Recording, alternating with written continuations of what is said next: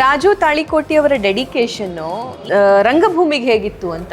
ಅವರಲ್ಲೇ ಹುಟ್ಟಿ ಅಲ್ಲೇ ಬೆಳೆದಿದ್ದು ಕಾಸ್ಕತೇಶ್ವರ ಮಠದಲ್ಲಿ. ಅಲ್ಲಿ ನಮ್ಮ ಮಠದಲ್ಲಿ ಹೆಂಗಿದೆ ಅಂದ್ರೆ ಅದು ಸಂಗೀತ ಶಾಲೆ ಮಠ, ಬೇರೆ ಥರ ಮಠ, ಮಠಾಧೀಶನ ರೆಡಿ ಮಾಡುವಂಥ ಮಠ ಅಲ್ಲ ಅದು.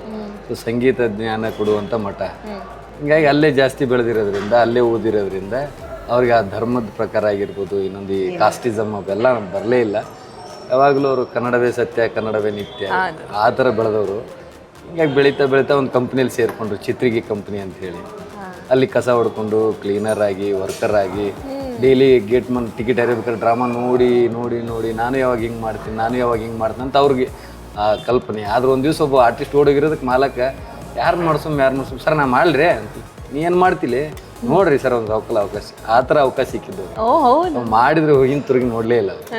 ಡ್ರಾಮಾ ಡ್ರಾಮಾ ಡ್ರಾಮಾ ಡ್ರಾಮಾ ಸಿನಿಮಾನು ಅವ್ರ ಅವಕಾಶ ಸಿಗಬೇಕಂದ್ರೆ ಭಟ್ರು ಅವ್ರ ಫ್ಯಾನ್.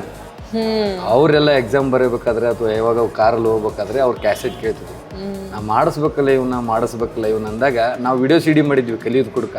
ಆ ಟೈಮಲ್ಲಿ ಬಿಗ್ ಬಜೆಟ್ ಹಾಕಿ ಅವ್ರು ವಿಡಿಯೋ CD ಮಾಡಿದ್ರು. ನೋಡ್ಲಿ ಜನ ಇಷ್ಟು ದಿವ್ಸ ಕೇಳ್ಯಾರ, ಈಗ ನೋಡ್ಲಿ ಅಂತೇಳಿ ಮಾಡಿದಾಗ ಅದಕ್ಕೆ ಕ್ಯಾಮ್ರಾಮನ್ ಆ ಮುಂಗಾರು ಮಳೆ ಕ್ಯಾಮ್ರಾಮನ್ ಅವರು ಅಲ್ಲಿಂದ ಅವ್ರಿಗೆ ಕನೆಕ್ಟ್ ಲಿಂಕ್ ಆಗಿದ್ದು. ಅವಾಗ ಅವ್ರಿಗೆ ಭಟ್ರು ಕರೆಸಿ ಅವಾಗ ಅವಕಾಶ ಕೊಟ್ಟಾಗ ಅಲ್ಲಿಂದ ಅಷ್ಟ ಸಿನಿಮಾ ಜರ್ನಿ.